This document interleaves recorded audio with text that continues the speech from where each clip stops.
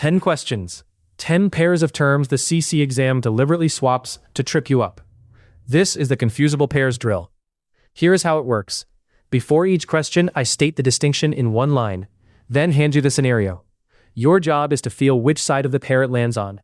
Get 8 of these 10, and these classic traps are solved. 7 or fewer, and I will tell you which lessons to revisit. Pens ready? DAC equals the owner decides. MAC equals the system decides. RBAC equals your job decides. The giveaway for MAC is a label the owner is not allowed to override. Question 1. A defense agency tags every file secret or top secret. The system itself blocks anyone whose clearance is too low, and even the person who wrote the file cannot grant a colleague access. Which access control model is this? A. Discretionary access control. B. Role-based access control. C. Mandatory access control. D. Rule-based access control. Pause the video and pick your answer. Ready? The answer is C. Mandatory access control. Here's why. Labels plus clearance plus a system the author cannot overrule is textbook MAC. Discretionary means the owner decides, but here, the author cannot, so A is out. Role-based ties access to a job role, and no roles appear, so B is wrong. Rule-based applies one blanket condition, like a login time window, not labels, so D fails. Next pair. Symmetric equals one shared key. Asymmetric equals a key pair. Public locks, private unlocks. The trigger word is sharing a key with someone you have never met. Question 2. 2 people who have never met need to agree a secret key across the open internet, with nothing exchanged in advance. Which type of encryption solves that first exchange? A. Symmetric encryption. B. Asymmetric encryption. C. Hashing. D. Steganography. Pause the video and pick your answer. Ready? The answer is B. Asymmetric encryption. Here is why. The public key can be handed to anyone openly, and only the matching private key unlocks, so it solves exchange between strangers. Symmetric needs the shared key already in place, which is the very problem, so A is wrong. Hashing is one way and exchanges nothing, so C is out. Steganography hides data inside other data, not key exchange, so D fails. Next pair. Encryption is reversible with a key. Hashing is a one-way fingerprint. If the question never needs the original back, think hashing. Question 3. A team wants to confirm that a downloaded file has not been altered in transit. They generate a value before sending and compare it after. Which technique are they using? A. Hashing. B. Symmetric encryption. C. Asymmetric encryption. D. Encoding. Pause the video and pick your answer. Ready? The answer is A. Hashing. Here is why. A hash is a one-way fingerprint, so a matching value before and after proves integrity. Symmetric encryption is reversible and built for confidentiality, not for verifying integrity, so B is wrong. Asymmetric is also reversible and aimed at exchange and signing, so C is out. Encoding, like base64, only changes format and offers no security at all, so D fails. Next pair. A virus needs a ride. A worm drives itself. A Trojan wears a disguise. Watch for whether a user had to do anything. Question 4. Overnight, malware spreads across the entire network on its own. No user opened a file, and it attached itself to nothing. Which type is it? A. Virus. B. Trojan. C. Ransomware. D. Worm. Pause the video and pick your answer. Ready? The answer is D. Worm. Here is why. A worm self-propagates across a network with no host file and no user action, exactly as described. A virus needs a host file and a user to run it, so A is wrong. A Trojan needs the user to launch a disguised program, so B is out. Ransomware describes the payload, taking data hostage, not this spreading mechanism, so C fails. Next pair. BC keeps the lights on.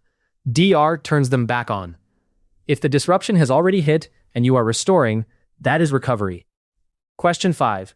A flood destroys the primary data center. The plan that rebuilds the servers and restores the data at a recovery site is which one? A. Business continuity plan. B.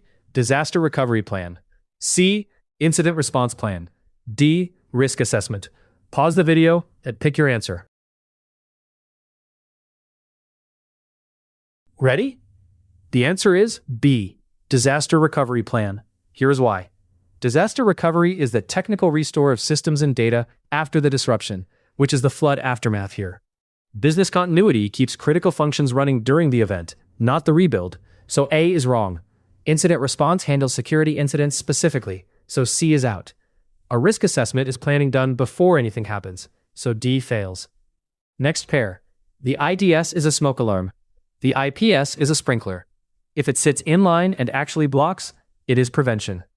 Question 6.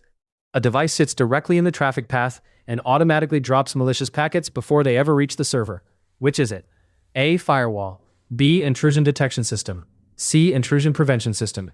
D. Proxy server. Pause the video and pick your answer. Ready? The answer is C. Intrusion prevention system. Here is why. An IPS sits in line and blocks malicious traffic in real time. The sprinkler that acts. An IDS only detects and raises an alert. It does not drop anything, so B is wrong. A firewall allows or denies by static rules like port and address, not by spotting malicious behavior, so A is out. A proxy relays and caches requests, so D fails. Next pair. TCP is a phone call. UDP is a postcard.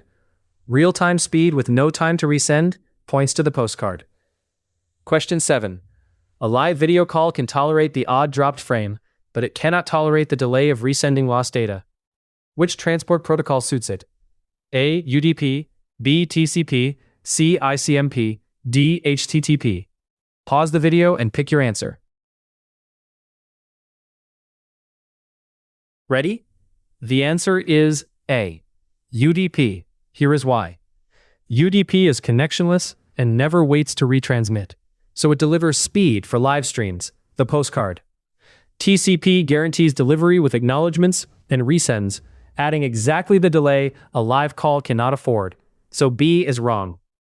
ICMP is for diagnostics such as ping, not media, so C is out. HTTP is an application protocol, not a transport choice, so D fails. Next pair. Preventive stops it. Detective spots it. Corrective fixes it. Anything that restores after the fact is corrective. Question 8. After a breach, the team restores systems from clean backups to bring the business back to normal. That backup restore is which control type? A. Preventive. B. Detective. C. Deterrent. D. Corrective. Pause the video and pick your answer. Ready? The answer is D. Corrective. Here's why. A corrective control acts after an incident to repair and restore, which is exactly what a backup restore does. A preventive control stops an incident before it happens, like a firewall, so A is wrong. A detective control spots it, like a log review, so B is out. A deterrent control discourages an attacker, like a warning sign, so C fails. Next pair. RTO is time lost. RPO is data lost. A sentence about how much data you can afford to lose is always RPO.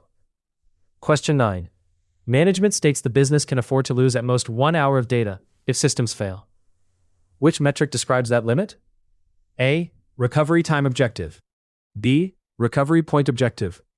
C. Mean time to repair. D. Maximum tolerable downtime. Pause the video and pick your answer. Ready? The answer is B. Recovery point objective. Here is why. The recovery point objective measures data lost, counted backwards from the failure. So 1 hour of data is RPO, and it sets your backup frequency. The recovery time objective is about time to get back up, not data. So A is wrong. Mean time to repair is the average length of a repair, so C is out. Maximum tolerable downtime is the total outage the business can survive, so D fails. Last pair. An event is anything observable. An incident is an event that causes harm. A breach is confirmed protected data getting out.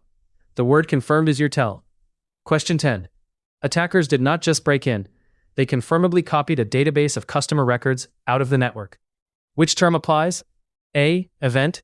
B. Incident. C. Breach. D. Vulnerability. Pause the video and pick your answer. Ready? The answer is C. Breach. Here is why. A breach is the confirmed exposure or exfiltration of protected data, which the copied customer records describe exactly. An event is any observable occurrence and is neutral, so A is too broad. An incident is a harmful event, but once data is confirmed gone, the precise term is breach, so B is not the best fit.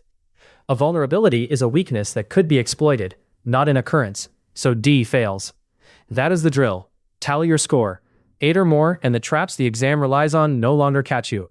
7 or fewer, go back to the lessons on the pairs you missed, then run this drill again, because the fix here is retrieval, not rereading. To turn these pairs into reflexes, head to certcrush.app, where the CC question bank is packed with confusable pair scenarios just like these. Next up is the big one, the full 50-question capstone mock exam, weighted just like the real paper, with the 700 out of 1000 pass mark. That is your dress rehearsal.